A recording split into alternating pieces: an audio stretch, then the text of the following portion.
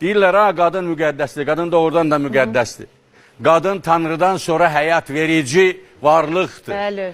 Qadın anadır, qadın bizim qızımızdır, qadın bacımızdır, qadın gəlinlərimizdir. Təsəvvür eləyin ki, dünyada qadınları şeytan deyib yandıran bir dünya var idi.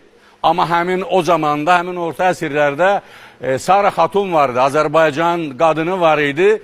Böyük imperiyaların savaşını diplomatik yolla sülhə gətirib bağlayırdı.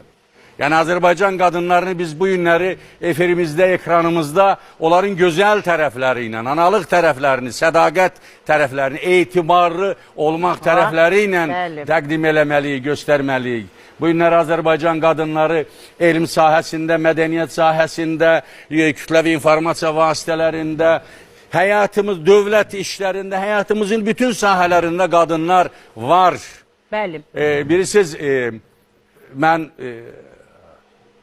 bayramınız mübarək olsun deyirəm, əziz qadınlar. Sizə səadət arzuluyuram. Evinizdən, ocağınızdan, ailənizdən yarayasınız. Həmişə sevgi ilə əhatə olunasınız. Əgər siz qadını xoşbəxt eləmək istəyirsinizsə, sadəcə olaraq ona sevin. Ondan bir xoş söz deyin. Səhər tezdən gözünüzü açanda ona bir gözəl bir söz deyin.